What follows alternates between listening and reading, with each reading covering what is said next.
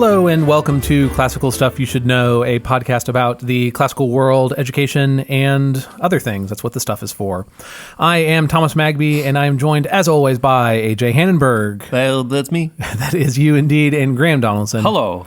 And guys, I actually have no idea what we're talking about today, so I'm going to pass this on over to AJ to take it from here. One that April, with his sure risota, the drought of March hath pursed to the rota and bathed every vein in switch liqueur, of which, for two, engendered is the fluor. Show off. So today, When Zephyrus eke with his sweet breath inspired hath in every holten heat the tender croppes. All right, I'm done. is that all you know? You know more? I can keep going. How far does your knowledge go? The tender croppes. I lost my little. When Zephyrus eke with his sweet breath inspired hath in every holten teeth the tender croppes, and the youngest sonne hath in the ram his halve a coursey runna, and smalle fowles making melodia that sleepin all the night with open ear. So pricketh him nature and hoar courages. Then longen folk to goon on pilgrimages and palmers for to seeken stranja strandes to furna hallways couth in sundry londes, and specially from every shire's enda of England to Canterbury they wenda. The holy blissful martyr for to seka, that him that hopen when that they were seka. That's all I got. Cool All gibberish. Cool gibberish. You made all that up. Some of you, I don't know how you do that because I can't read Chaucer without doing it in a Scottish accent. Yeah, I mean, it's sort of like a singy-songy type of voice. Oh, wasn't that April with his short? Well, that's Irish. Irish is like or Welsh. Or Or Welsh. Welsh is very sing-songy. yeah. Okay. Oh, the today, stone path is quite treacherous. Today we get to talk about Chaucer. I can't tell you guys how excited I am to be done with Cicero. Let me tell you. You loved it. It was fun. Those moral cases I were last one good was good. times. Yeah. Yeah, I had a good. I mean, I'm glad I did it. I'm glad to be done with it.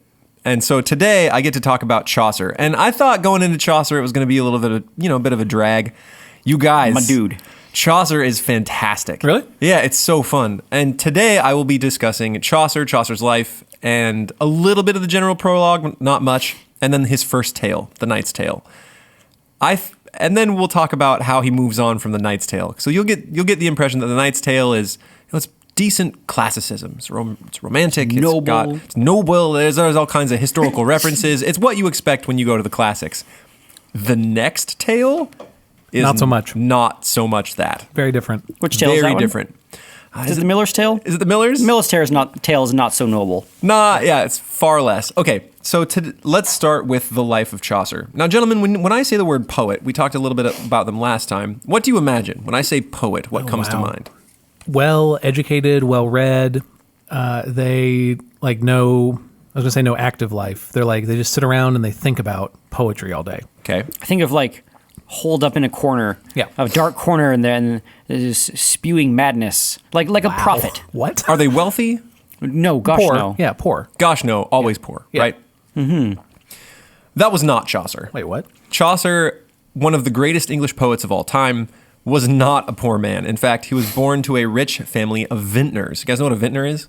Is that wine? They deal in wholesale wine. Cool. And they own property on a road right next to the Thames. So it was also where a whole bunch of other really wealthy people lived, including a bunch of merchants. And so his family was pretty stinking loaded all growing up. And we don't know much about when exactly he was born. He was born sometimes in the early 1340s, like 1342, 1343.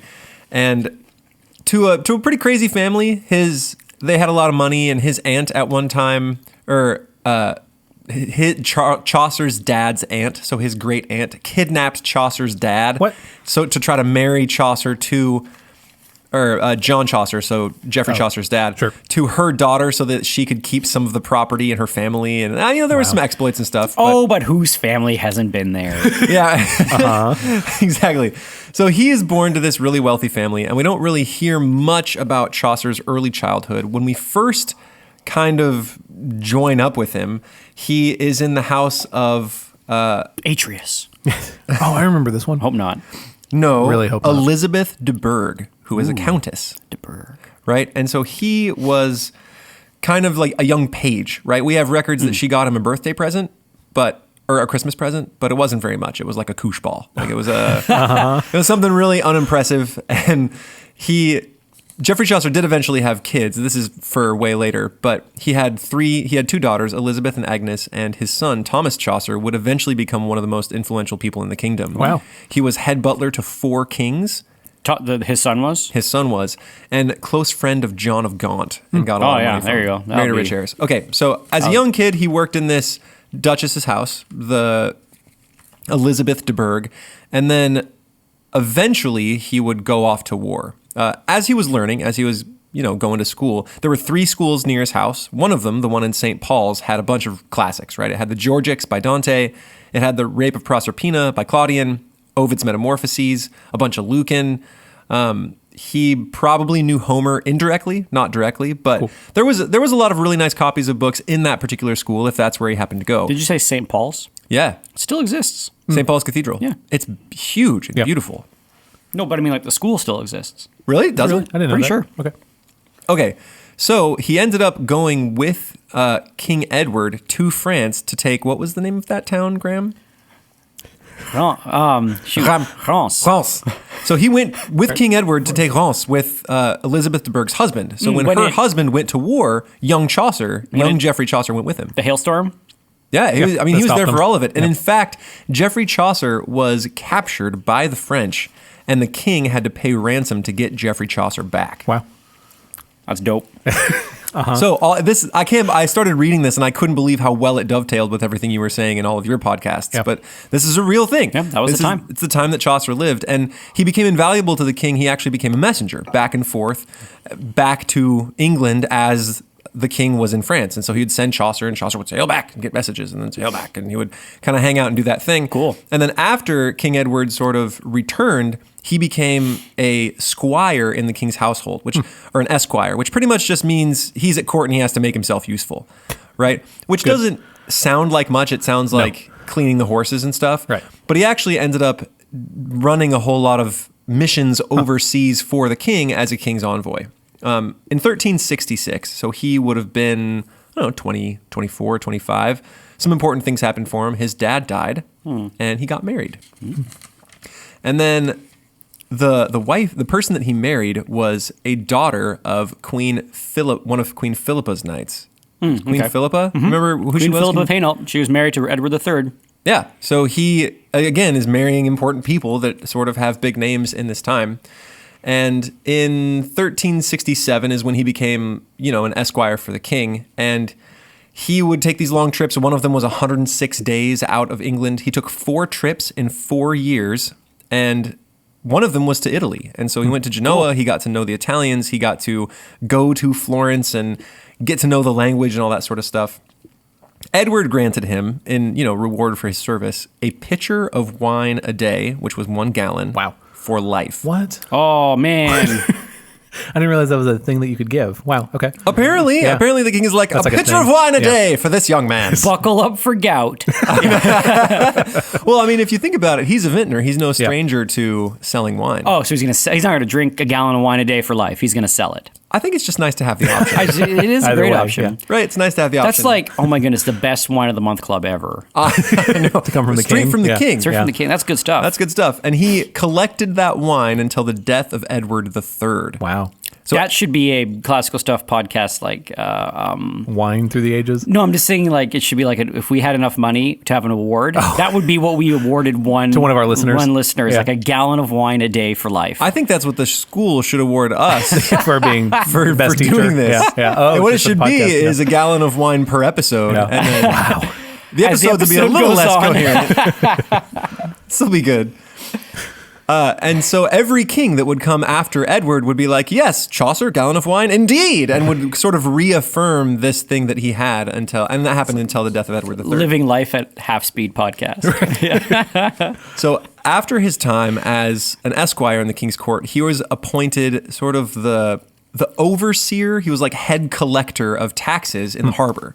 And so people would, the wool trade was a really big thing and funded a lot of the wars. And so his job was to collect the import and export taxes And in fact, he sort of didn't do that directly. There were a bunch of people that would directly collect these taxes. His job was to keep a separate record to check theirs against. Cool. So if, say, Graham, you're a collector and you're out there and you're sort of shaving a few pennies off the side, I, as Chaucer, could come and say, like... How much did he take?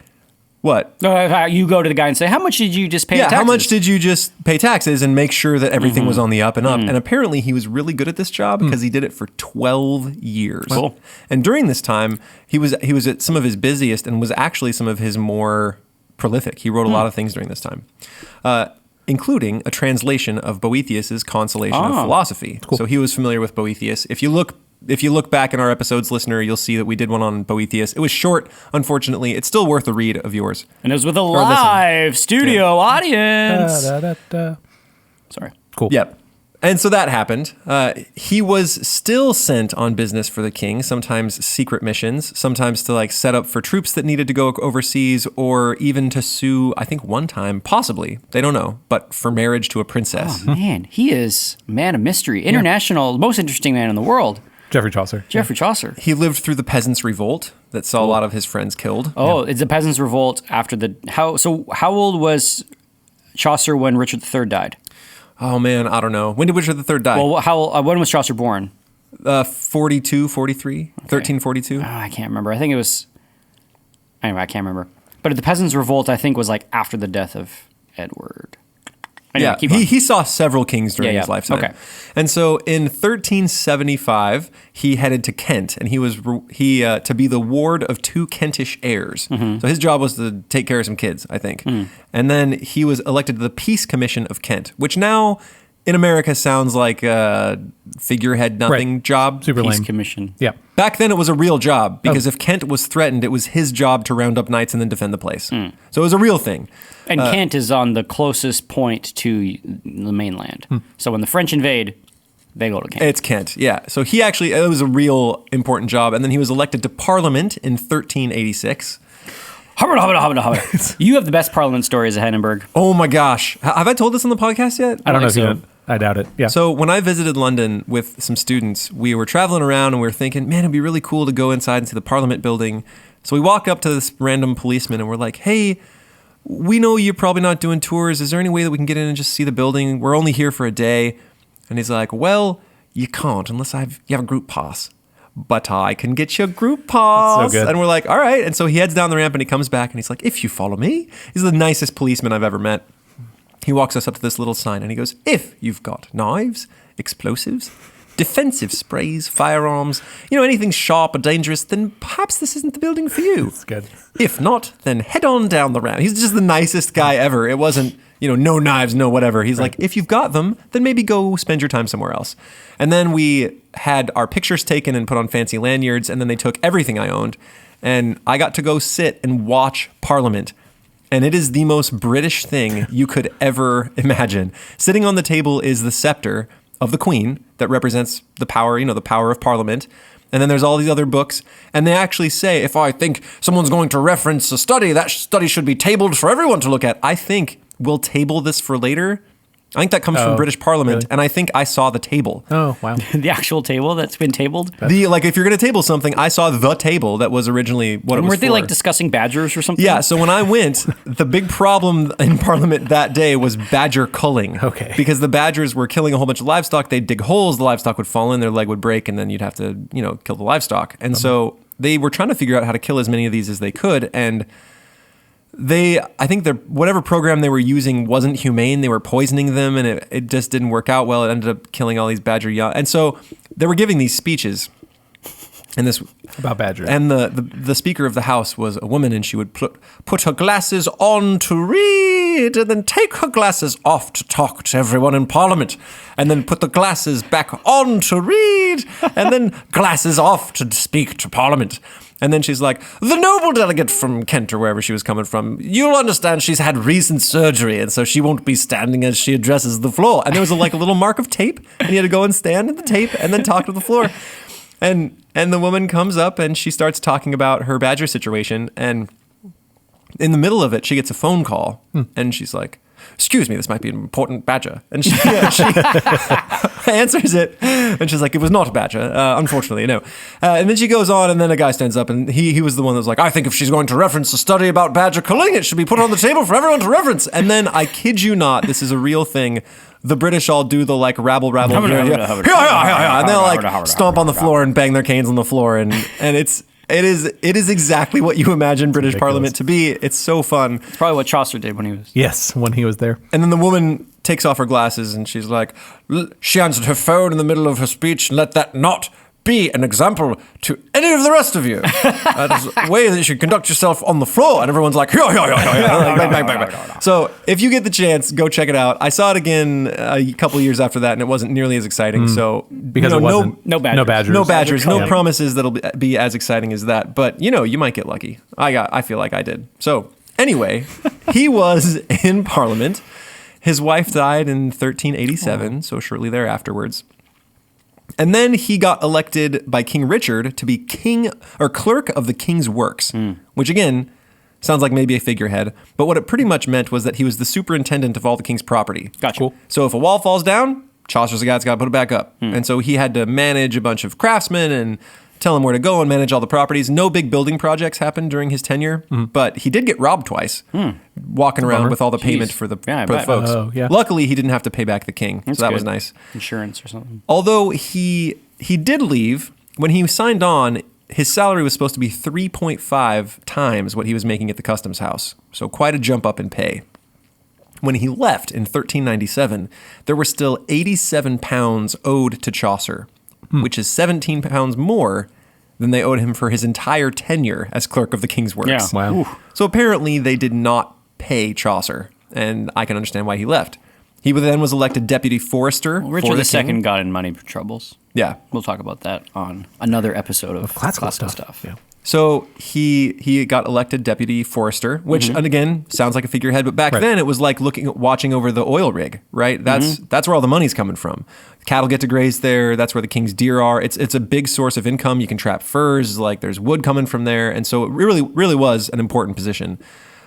He eventually bought a house near Westminster and then died in 1400 and was buried in Westminster Abbey, which back then wouldn't have been as amazing as it is now. It's an honor if you get anywhere near Westminster, let alone get to be buried there.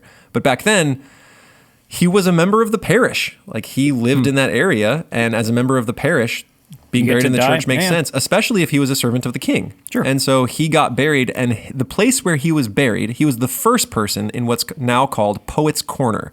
Now, I had Magby look up who is now buried at Poets' Corner, because of where Chaucer was, a whole bunch of other poets have wanted to be buried next to him in Westminster Abbey. It's one of the reasons if you ever go to London, you should absolutely go in Westminster Abbey. So who's buried there? So you just said Chaucer, Charles Dickens is there. Please do it in a song form. Do you want all of No, them? I'm just kidding. Just give me the highlights.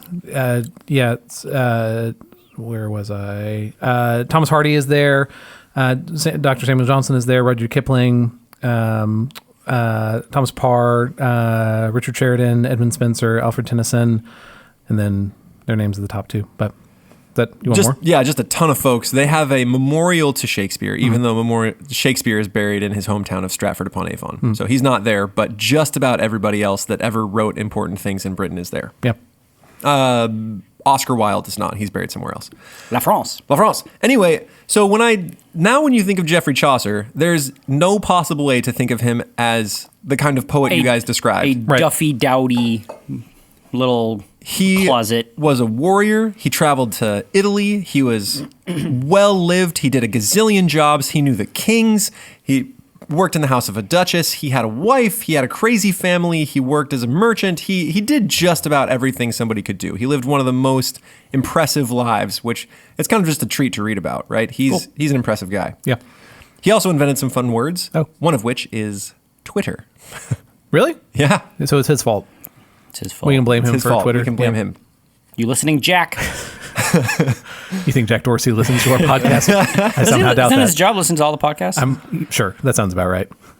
Okay. Anyway, so he begins the Canterbury Tales. Now, the Canterbury Tales opens with what's called a general prologue. And are... Which I was quoting from. Which is what he was quoting from the very beginning. And basically, when spring comes around, people tend to go on pilgrimages. People wake up out of a cold, dark winter, and they want to stretch their legs, and the birds are chirping, and everything's happy, and they want to go to Canterbury on a pilgrimage. Basically like spring break. No, people want to go on a trip. Really? People want to go on holiday. They start at Tabard Inn, and he meets all of these crazy pilgrims at Tabard Inn, and then they all decide to go together on their pilgrimage to Canterbury, even though they're sort of a motley ragtag crew of folks, including a knight, a miller, a nun, some other nuns, a carpenter. It's kind of like a reality TV show. Like you just get all these different kinds of people, and you throw them in a pilgrimage, and off they go. See what happens. It's like MTV's Real World.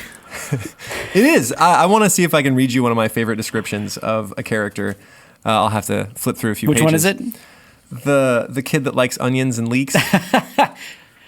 He's either the summoner or the pardoner. The summoner. Here it is. So here's one of the characters that he describes, and I've been reading it in Old English, and you got to. You have to do the Old English. It's difficult, but you get used to it after a while, right? You start to learn it all. So if I read this in a Scottish accent, you'll have to forgive me. And if you miss some of the words, that's okay. There's some words there that they use that we don't necessarily even anymore. And I'll just read you a little bit of it. So, a summoner was there with us in that place, that had a fire-red cherubin's face. For sauce fleam he was, with eyne narrow. Gross. So, sauce fleam, I looked that up, and it means pimply. Oh, okay. So he's got all these Excessively pimples. pimply. Excessively pimply. And so narrow eyes. So that's why he has the fire-red cherubim's face. Because he's sauce flame. As hoot he was and lecherous as a sparrow, with scaled brows black and piled beard. Ew. Of his visage children were afurred. Yeah, sounds like it. There was their nos quicksilver liturgy nor brimstone boris ceruse nor oil of tartar none.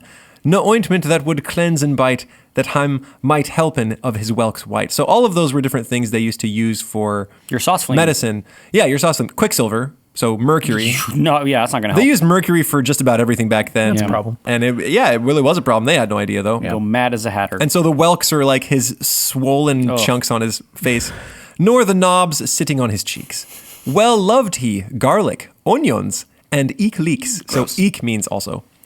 And for to drink in strong wine, read his blood. Then would he speak and cry as he were wood. So wood means mad or crazy. And when that he well drunken had the wine, then would he speak no word but Latin. A few terms had he, 2 or 3, that he had learned out of some decree. No wonder is he heard it all the day, and eke ye knowin well how that a jay can clap and what as well as can the Pope. So he's like, he has no idea what this Latin means, but when he gets drunk, all he speaks is Latin like a parrot. Right, you can teach a parrot to say like Walter, like you can teach the Pope to. So anyway, he's a summoner. His job is to call people to court, and you call them with Latin. And so all he knows is the Latin terms. He doesn't know what they mean. He's just memorized them to call people to come to court. And so when he gets drunk, he's just like spewing off all the little Latin he knows. But when you read from that book, is it the same as what Graham was reciting at the beginning? It is. Mm-hmm. Yes. That's the Old How English. do you? But that doesn't mean any. Like how? How what? How do you what do you mean the understand stuff that? Graham said? No, how do you understand that? Like it doesn't sound like English. Oh, you get used to Also, it. someone's going to tell us it's Middle English, so for whatever that's worth. Here we go. But yeah, You really do get used to it, Okay. and like onions is spelled Oynoyns, like oinyoins, and so it just looks alike. So if but I'm, you get used to the spelling. Like any double O is hot. Like hoot would be hot. but the one. So AJ, you're reading And from lecherous as a sparrow. the Riverside Chaucer. Are they telling you this in the book? Like what certain words mean? Yeah, they have little. I really recommend if you're going to do the Old English, you buy the Riverside Chaucer. It's a little expensive, but it has every Chaucer ever, pretty much everything he wrote. And there's all these nice little footnotes to help you understand. And then there's even endnotes to if you really want to dig deeper. Cool. So it's really cool. So he meets all these people at this inn, and they're kind of a motley ragtag crew. And it behooves you to travel with a group because they're highwaymen, robbers, right? If you're traveling by yourself, you're going to get robbed. So the more people you got in your party, the safer you are. So they're all there, and the host of this little Tabard Inn says, man, you guys are just a kick in the shorts. Like, you're so fun, and I like you so much. And he toasts them all, and they all have a merry old time, and he says, if it's okay, I'd like to travel with you and take my own holiday. We'll lock up this little inn, or my wife will take care of it, and I will travel with you, and we'll have ourselves a little contest. And here's our little contest. We're all going to tell stories. And I think they were all supposed to tell either 2 or 4. There's 30 of them. There's There's a bunch of them. And so I think it was supposed to end up being around 100 stories or something like that, 120. And Chaucer unfortunately died before he could write all of them, but he says, we're going to tell all stories, and when we come back, we're all going to vote on which one was the best one, and then we'll all have to buy him dinner. So we'll get a free dinner. And that was the deal. That's the premise for all of the Canterbury Tales. So it's like you're going on holiday and you just book a tour group and you get thrown in this tour group with all these different people from all around the world. You're on the bus driving from Rome to Milan, and you're just telling stories, and you got the sauce fleam guy. So first of all, why are sparrows considered so lecherous? That's what I want to know. But anyway. Okay. Maybe they breed a lot. I don't know. But then you got all these wacky people. The prologue is filled with just wonderful characters. Yeah, there's a nun who doesn't dip her fingers in the sauce and never lets anything drop onto her dress. And she cries when animals get hurt. And she knows exactly how to look like she's having fun, but she never has fun.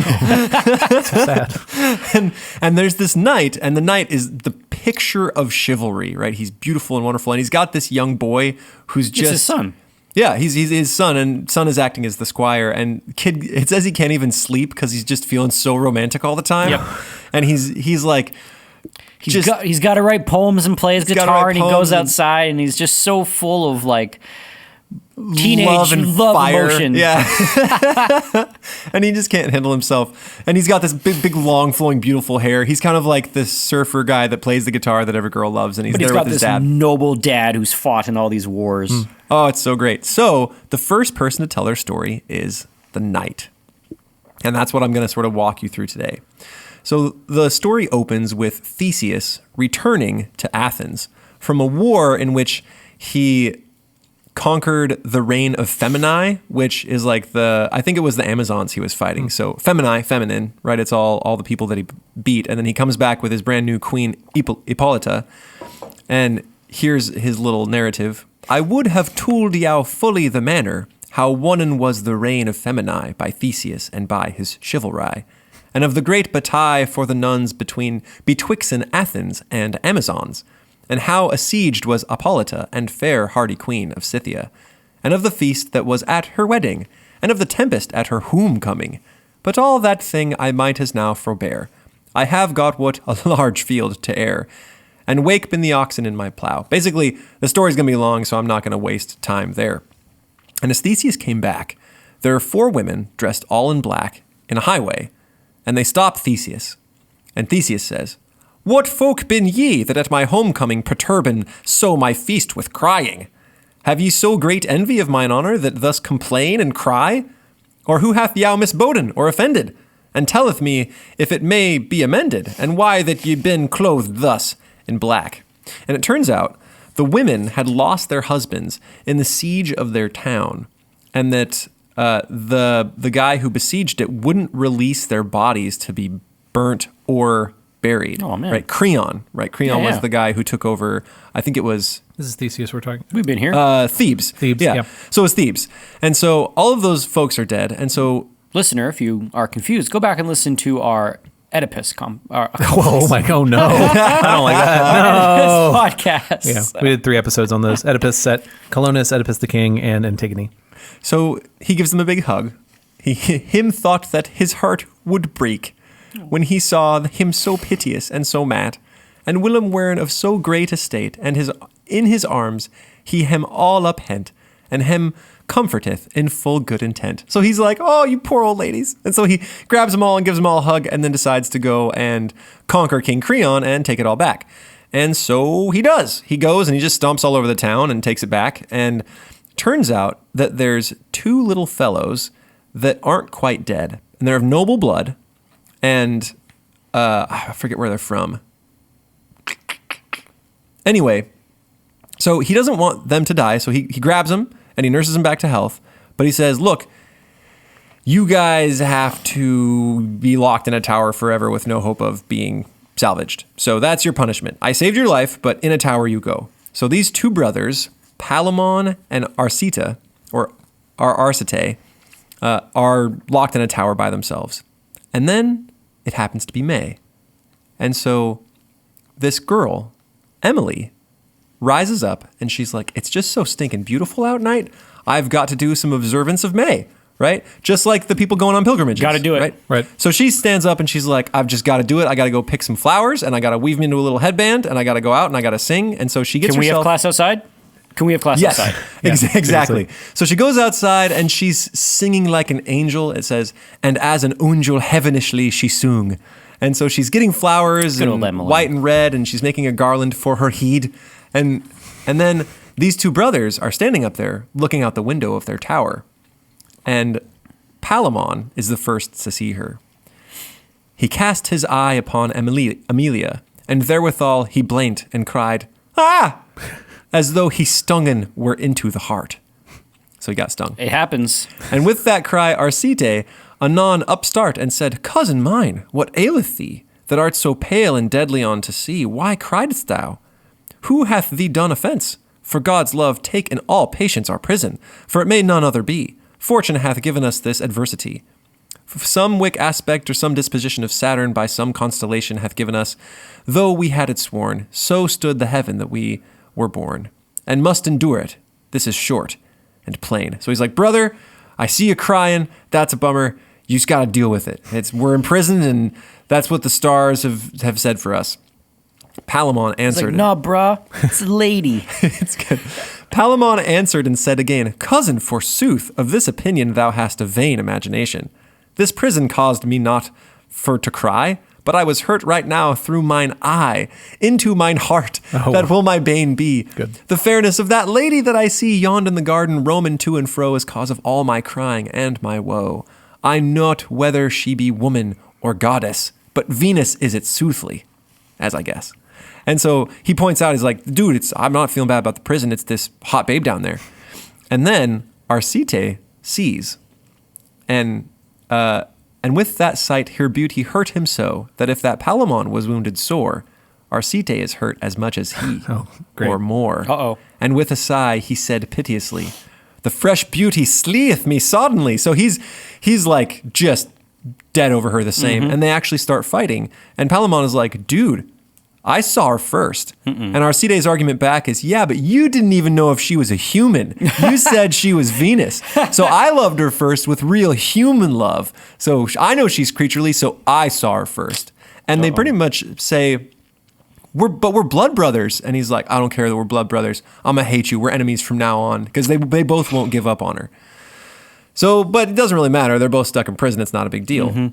Until a buddy of Palamon's, the new Theseus from when he was young, Protheus, Duke Protheus, sues for Palamon's release. He comes to Theseus and says, hey, I know that kid. He's a really good kid. Can you let him go for me? And so Theseus says, okay, I'll let him go, but he has to be exiled from my town.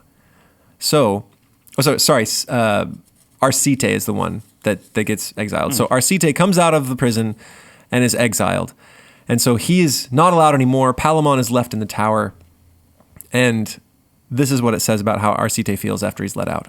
How great a sorrow suffereth now Arcite. The death he feeleth through his heart's might. He weepeth, waileth, crieth piteously. To sleen himself he waiteth privily. He said, alas, that day that I was born. Now is my prison worse than beforn. Now is me shape eternally to dwell not in purgatory, but in hell. Alas, that ever now knew I Protheus, for else had I dwelled with Theseus, yfettered in his prison evermore. And basically, he's like, I wish I was still up there so I could see my girl every day. I mean, the heart wants what it wants. It wants what it wants. And then the funny thing is that up in the tower, Palamon is feeling the same thing. Alas, quote he, Arcite, mine cousin, of all our strife, God woot, the fruit is thine. Thou walkest now in Thebes at large, and of my woe thy givest little charge. Thou mayest, sin thou has wisdom and manhood, assemblin all the folk of our kindred, and make a war so sharp on this city that by some adventure or some treaty thou mayest have hired to lady and to wife, for whom that I most needs lose my life. So basically he's like, he's free and he can get it all together and come get her back. I have to look at her every day. And Arcita's like, I don't even get to see her anymore and I'll never come back. So the night ends part one by asking, who has it worse, Arcite or Palamon? Palamon totally has it worse. He's in a tower. Yeah. And Arcite can... That's the quote you just read, but he can gather an army and attack the city. And just write her a letter. Or that. write her a letter. Yeah, you're onto something there. Yeah, Palamon has it way worse. Just write a poem. Send it to her. Be like, hey, I was in a tower and I saw you. I can't be in your town, but I love you. But hey, babe, get over here. Because she also has no idea that either of them exist. Yeah, she has never met, seen, or heard from them. Like She's she has just no being idea. beautiful, picking do we know if flowers. Picking flowers, doing her thing. But we also don't know if she's already married or... Well, she was a youngling, right? She was like She was a pretty young, young. a young lass. Yeah. Okay. Yeah. Still think Palamon has it worse. Yeah, you're right. Arcite didn't have it worse, although he sure thought he did. So I think it was over a period of time, but basically he was so depressed that he got worse and worse and worse and looked grosser and grosser and grosser and would just spend his time in the nighttime just going like, just moaning. And then eventually, in a dream, Mercury comes. So who's Mercury? The god, Messenger. winged messenger. Right. What's his name in Greece? Hermes? Hermes. Yeah. Hermes. So Hermes comes and says, bro, Hermes. it's time to go back to Theseus town, Yeah. right? You gotta go. And he wakes up and he's like, no, that'll never work, until he sees a reflection of his own likeness, and he's like, Oh, I look wretched. gosh, I look terrible.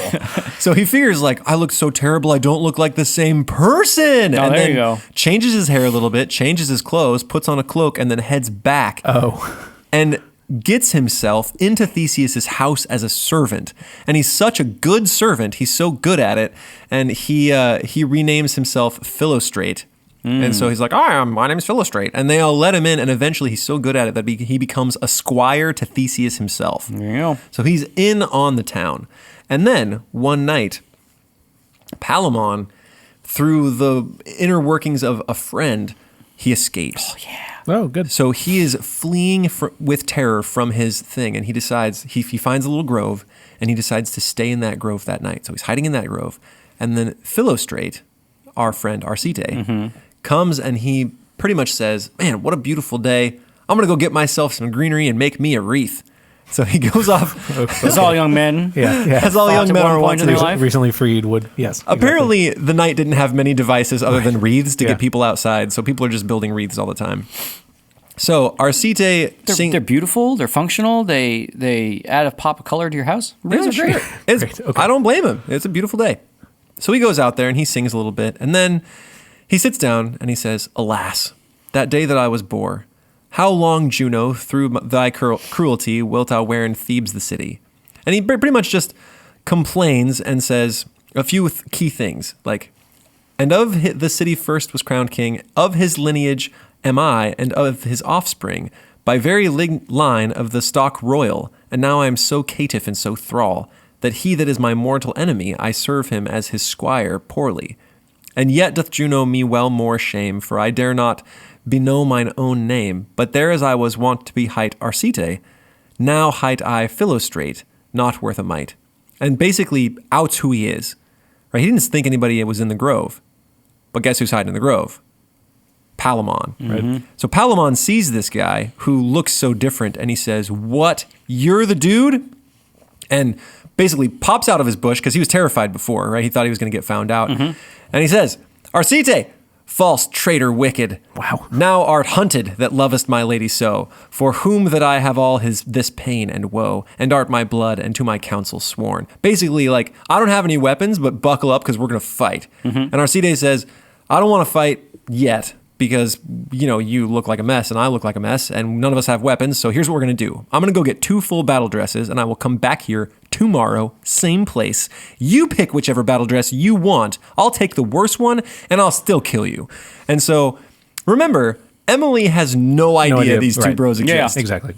Right, so he does. He goes, he gets all of the stuff, and then he brings it on back, sets it before him. They get dressed up and they start hacking each other to pieces. Bummer. Happens that Theseus is out on a little hunting party that day. Oh, he's not getting a wreath? No, he's not. This is actually not He's a just wreath. out for a walk. Yeah. He's a hunter. So Theseus is out hunting, and he sees these 2 dressed up Just knights. going at it. And by the way, when when a lot of people used to write about, especially in medieval time, used to write about previous eras, it would usually contain a lot of stuff from their era. I mean, they hadn't necessarily seen Greece. They didn't know what it looked like. They didn't necessarily know the history. And so they figure, well, they do knights like we do knights. Sure. Often. So they're knights. And they're fighting, and Theseus goes, whoa, whoa, whoa, whoa, whoa. My dudes. Dudes, Cut it nobody better swing another sword because I will kill either of you, right? If I see anybody swing a sword and he says, this is illegal, what you guys are doing. There's no judge here. You're not doing the lists like you should. If this is an actual thing, you should do it. And so Palamon speaks up. He says, this is thy mortal foe. It's spelled F-O-O. It's my favorite part of the whole story. Like, I am your foe. Okay. So this is thy As in, mortal foe. I pity the. Yeah, that's where I thought we were going. Yeah. This is Arcite that from thy land is banished on his heed, from which he hath deserved to be deed. For this is he that came unto thy gate and said that he was called Philostrate. Thus hath he japed thee full many a year, or played a joke on thee. He japed you. Japed you good. And thou hast maked him thy chief squire, and this is he that loveth Emily. For sith the day is come that I shall die, I make plainly my confession that I am thilk woeful Palamon that hath thy prison broken wickedly. Basically, I broke out of prison. I am thy mortal foe. And it am I that loveth so hoot Emily the bright, so I like it. I just love her so hot, that I will die present in her sight. Wherefore I axe death in my Jewess, and slay my fellow in the same wise, for both han we deserve to be slain. He's like, kill us both. Wow. And he says, kill me first, as long as he dies. And then he's like, or you'd also kill him first. That's fine too. He actually makes that little qualifying statement. And so Theseus says, well, fine. I said you guys weren't getting out of jail, and you're out of jail, and I said you couldn't come back, so you both deserve death. So he hauls them all back, throws them in prison, and the ladies of the court lose their dang minds. Because they were fighting for this beautiful girl. They're fighting for love, and they're good-looking young gentlemen. I mean, now Philostrate has gained a little more flesh on his bones, and so they're looking good, and the girls just fall apart, and they're like, please, Theseus, don't kill them. They're so noble and all this stuff. And so Theseus goes, fine, I won't kill them. Great. We'll leave them, and... It's the power of love, Thomas. Good. That's what the story is really about. Okay. Yeah, and he's like, here's what we'll do. How about this? In 50 weeks... Ferniner, which means what? give or take. I think it means far or near, right? In 50 wakes, Ferniner.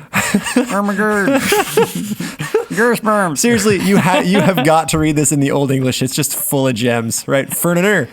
So, and this day, 50 weeks, Ferniner, everych of you shall bring 100 knights armed for lists. Oh, wow. Up at all rights. So he says, you guys go back to your town.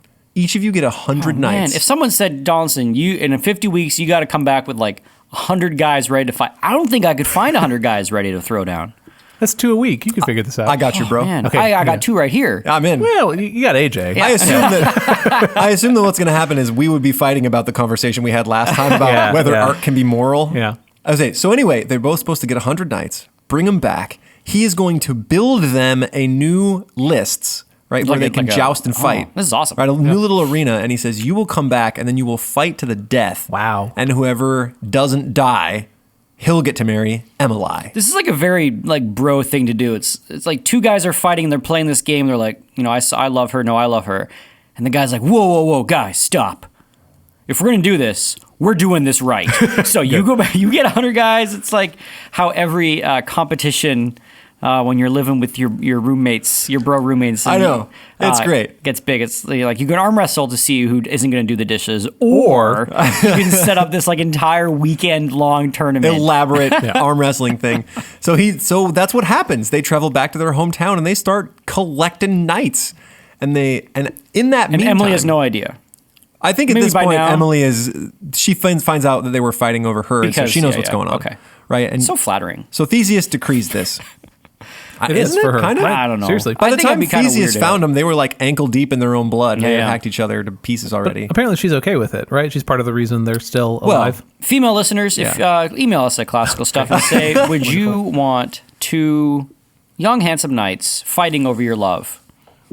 And you never. And met one of them will die. One of them will die. Yeah. That feels important. That does feel like Well, a good qualifier. We'll see Emily's opinion. Ferniner, though, Thomas. Ferniner. Ferniner. Ferniner, boys. We'll see Emily's opinion in a second. So he builds this beautiful new lists, and it's nice.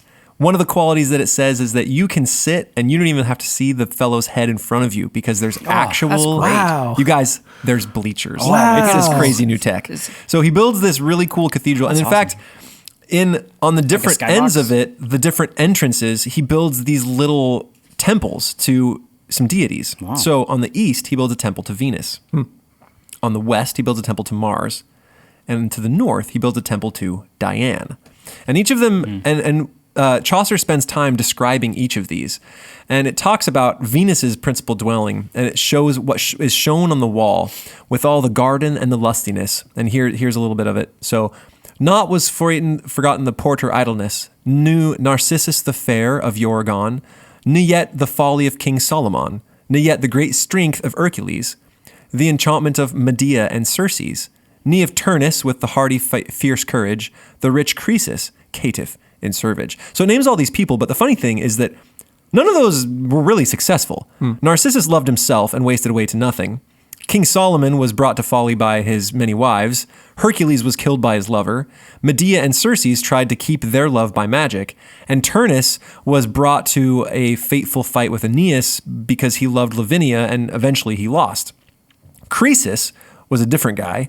That name, I think, is changed a little bit. So it's actually Croesus. He's the same guy that Solon, one of the great kings of Athens, went and said, he was talking to him, and Croesus was incredibly rich. And he's like, who do you think is the luckiest man you've ever heard of? And, Solon names a bunch of other people, and he goes, but don't you consider me lucky? And he goes, I don't know, you aren't dead yet. Right. And then his fortune reversed, and Croesus ended up losing everything he had and then eventually being burned to death. And so it's talking about like love as it is horrible and then horrible reversals of fortune. Isn't that a strange thing to put in a temple to Venus? Right? It's odd. And then it goes on. Or it tells us something about the story. Isn't that? Yeah. Or Right. about what the king who made the temple. Right. We can talk about that in a minute. How am I doing on time, Thomas? Doing okay? Oh, okay. I got a little bit of time. Okay. So the temple of Mars is a little bit different. And basically it's just horrible and awful all the way through. It's like people hacked to pieces, and it has embodiments of madness, complaint, outcry, outrage, and the statue, looking grim, sits on a cart, and then below it is like a dog eating a man or a wolf eating a man. It is a horrifying place to be. It's not cool at all. For Diane, it has a whole bunch of other people that went through horrible things. It says in this, it's Dane, which is actually Daphne, who was pursued by Apollo, and she metamorphized into a laurel tree. And then Atalanta, another guy that went through some horrible things. Actaeon, who saw Diana naked, and then she turned him into a deer, and he got torn apart by his own dogs. So nothing is good in these chapels, right? Nothing is super happy or fun. And before the battle, right, they come back with their knights, right, the 100 knights. Palamon has recruited none other than Lycurgus, great founder of Sparta, as one of his knights. Wow. If you're going to get somebody. Yeah, he's the guy for it. Wow. Yeah, he's the dude, right? And then Arcita got Emetrius, a king of India, and it talks about all their splendor and all the knights that they brought back. Cool. And then they have a feast, and then each of them prays. Palamon goes to the Venus and prays at the statue of Venus. And after he's done praying that he'll get the girl, Venus's statue kind of goes and wiggles around, and he's like, aha, my prayer's answered. Cool. Arcite goes and prays to Mars and gives a big sacrifice. And then Mars says, the statue kind of goes, victory. And he's like, yes, sweet, my prayers have been answered. Is that how it worked? I had no idea. Yeah. Yeah, he rumbles and then he hears incredible. Victory. Yeah. Emily went and prayed to Diane and prayed for chastity. Oh no, she's going to turn into a tree. So she said, chaste goddess, well bestow that I desire to been a maiden all my life. There you go. Never will I be no love, no wife. I am thou woost yet of thy company, a maid, and love hunting and venery, and to walken in the woods wild, and not to been a wife and be with child. Not will I know company of man. Now help me, lady, sith ye may and can, for though 3 forms that thou hast in thee. Basically, I don't want a dude. And you know what happens to her? The little idol goes. Blah, blah, blah, blah, blah. Right. Diane actually kind of shows up and says, sorry, that's a bummer. You're going to have to marry one of them, and I can't tell you which. And then she bails. Oh, and no, poor Emily. Poor Emily. She wanted to eschew the company of men. Yeah, and so we actually go up into the gods at the end of the 3rd part, and Cronus pretty much says, Venus, I got you. You're going to win this, right? because everyone's pretty much said yes except for Diane, and he has to choose sides. So he says, Venus, you'll win. So we go into this knowing that Palamon is probably going to take the prize home, right? So the day comes, and Theseus goes back on his word a little bit. He goes, you know what? I don't know if I want 200 dead people to take care of. So let's do this. Yeah, seriously. How about no loss of life? No poleaxe, Wait, what? no short knife into the lists. You can have no sword with a biting point. You can't do any of these things. Basically, the way that someone gets out, and I kid you not, is that the other side has to take them, overpower them, and then drag them to a stake that's on the other, that's behind them. That's good. You guys, it's medieval capture the flag. Capture the flag. That's Oh what my it goodness! sounded But you like. got to Yeah. capture the person you pummeled. Yeah, you pummel them, That's way grab better. them, and then go and drag them to the stake. And if you get dragged to the stake by force, you're out. That's way better than them actually killing each other. Yeah. This is, oh my goodness, this is like a house game that we should do. I'm thinking about this. Classical- No, it's classical even intramural. classical. Yeah, I like you it. guys. Sold. Yes. Okay. I mean, I saw you do noodle hockey. This can't be more violent than that. I think this would be a little more modest. Anyway. Just modestly It's more. kind of the best. Yeah. Okay. So they do it, and they start fighting, and eventually Palamon stabs Arcita good, but at the same moment he gets pummeled and he's getting dragged back to the stake. So, Lycurgus sees it happen, comes over, knocks some dudes over, but isn't there in time, and Palamon gets dragged to the stake. No. And he's He's out. out. So it's out. Yeah.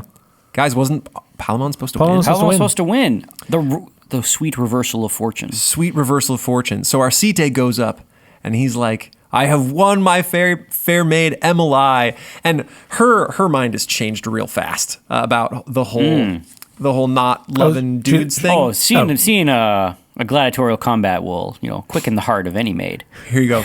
This fierce Arcite hath of his helm don, and on a courser for to show his face. He pricketh endlong the large place, longing upward upon his Emily. And she again him cast a friendlich eye. For women, and this is in parentheses, for women, as to speak in common, they follow in all the favor of fortune, which is Terrible. Sexism. So, yeah, so she's like, hey, he wins, so I like him, and he likes her, and Good. so it all kind of goes awesome. But the moment that happens, Pluto, at the request of Saturn, sends sort of a weird foundering for the horse. The horse begins to fall over, jumps, and then Arcite hits the pommel on the saddle to his head and busts his head all to pieces. Wow. And then falls on the ground, is all messed up. Does he die? Well, he's sick and he's in real bad shape. And so they try absolutely everything they can. There's actually a crazy list here of all the crazy medieval stuff that they did. Like the clotted blood for any leechcraft corrupteth, and in his buik ilaft, and neither vain blood, nor ventising, nor drink of herbs may bin his helping. The virtue expulsive, so laxative, or animal for thilk virtue clept natural. Basically, they tried everything they could. Laxatives, bleeding. Bleed him. They bleeded him good. They Put pooped him. They're maggots like, on him, make yeah. him drink stuff. Yeah. Not working. I can't imagine nothing why it didn't worked. work. Yeah. And so the ending of this is, and certainly their nature will not worch.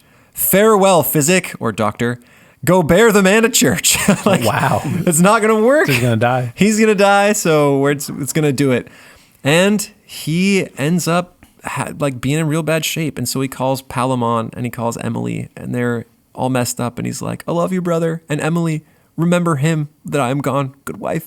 And he dies. Wow. And they have this, they're feeling really terrible. Vamos Demley. And there's the wise father of Theseus says, as this is sort of going on, he says, right as there died never man, quote he, that he ne lived in earth in some degree.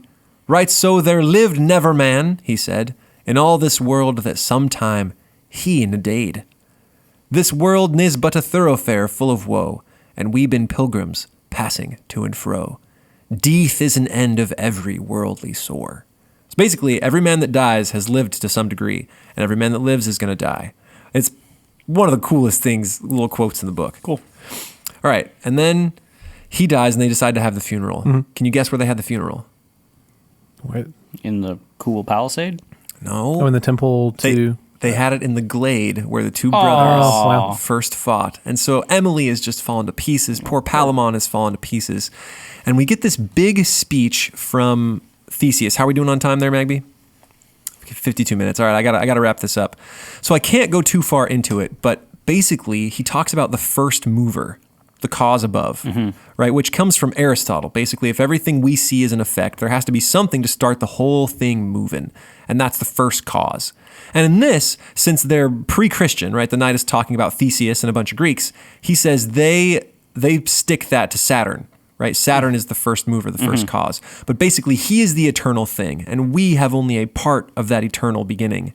And so we are corruptible. And basically, everything that lived will eventually have to die. It's this crazy commentary on the constancy of God and the eternality of him and on our temporal stuff, and basically says there is a structure to everything, which is weird because what we see is crazy reversals of fortune. Right? A lot of the criticism in this book has been about how he weds all this imperfection to this perfect structure. And that seems to be the notion here, right? They can't tell whether he's making a commentary on what the 1400 knight was thinking of all this chivalry and how ridiculous that was and how it was better to be constant, or maybe how everything was supposed to be constant, but the world never works that way. There's people who kind of go on both sides. There's also thoughts that Palamon and Arcite represent different things, the learned and the unlearned, right, or different aspects even of Boethius, weirdly enough. So there's a lot of back and forth. I prefer to think that it's just seems to be the view of ancient man and would be an appropriate thing to say at a funeral. And so Arcite dies, and Palamon goes home, leaves, without Emily. And then years pass, and Theseus invites Arcite back. And he says, he brings up Emily, and he says, "Lean me your hand." Brings who back? He brings back Palamon. Oh, I thought you said, okay. Because Arcide's dead. So, yeah, Arcide's gone. Palamon went home, and then he invites Palamon back to the palace and has Emily in attendance. And he says, "Lean me your hand, for this is our accord. Let's see now of your womanly pity. He is a king's brother, son, party, and though he were a poor bachelor, Cineas served you so many a year, and had for you so great adversity. It must be considered, leaveth me, for gentle mercy ought to pass and right. Then said he thus to Palamon, the knight, I trow there needeth little sermoning to make you assent to this thing. Come near, and take your lady by the hand." And then they get married. And so it didn't happen right away, and it meant the death of a brother and several years passing, but he did come back, and they lived happily ever after. So the gods were right. He did win. Right. But not the way he thought he was going to win. But in a very roundabout way. Yeah, but it was a bummer. Yeah. And then, so there's after that follows the Miller's prologue before the Miller's Tale. And the Miller's Tale is... not as romantic. Woof. Yeah. So everyone's like, yay, it ends happily. And the Miller's half drunk on their trip already in the morning. And he's like, I'll tell you guys a crazy tale. And then Chaucer himself is like, if you're a sensitive reader, you might want to move ahead and pick another tale. If you decide not to, can't say I didn't warn you. I kid you not. If you were thinking The Knight's Tale is how all of Chaucer's Canterbury Tales are, it is not even close. I am enjoying this so immensely. I cannot recommend it. So you are going to talk about The Miller's Tale next? I will probably skip The Miller's Tale because it is not. We're going to lose our clean lyrics thing on iTunes. On iTunes, yeah, we'll no longer have clean lyrics. So I'll probably skip The Miller's Tale, but there are a bunch of other Chaucer's tales to come. I hope you guys are enjoying it. I wish we could have gotten to talk a little bit of criticism about it, but... I mean, it's good. It's, I'm sad for... I mean, they shouldn't have... Maybe they should have. This is what happens when you escalate, like, bro games. Someone gets hurt. Someone gets a pommel to the head. Well, Arcite was also kind of wedded to the warrior's side, right? Love and war always sort of come together, and he was all about war. And having seen war himself, Chaucer was never a huge fan. And so he sides with the side of love. Him who would choose Venus as his woman rather than Mars. Than Mars, right? Arcite was like, I will go pray to the god of war rather than the goddess of love. Yeah. Right. Yeah, it seems like it makes more sense to pray to the god of war the day before. If you're going to a fight. If you're going into a fight. But the fight is for love. Sure, whatever. And this is the knight who's been in all these different battles. This is the story he chooses to tell. It's true. Yeah, it's interesting. It's one about battle and ancient stuff. And he's supposed to be sort of in the group of pilgrims, like the picture of upstanding chivalry and wonderfulness. And then he gets juxtaposed directly with the Miller, who is the opposite. Yeah. All right, this has been Classical Stuff. Thank you all for listening. You can find us online at classicalstuff.net. You can email us at classicalstuff@veritasacademy.net. You can find us on Twitter at cliscalstuff, CLSSCAL stuff. And I think that's everything. That's it. We have no mistakes. We have no quotes. So I think that's going to be the end of the episode. Thanks, everyone, for listening. What you got? I was going to say, if you ever find yourself in the same situation, like, you don't have to kill each other. Oh. I mean, just, Drag each other to a stick. drag each other to a stick. There you go. That's So the best solution is play Ultimate Frisbee as our sticky, takeaway. drag, I'm okay and with that'll that. solve it. This is a good takeaway. I like that. All right. Thanks, everyone, for listening. Bye. Cheers. Bye.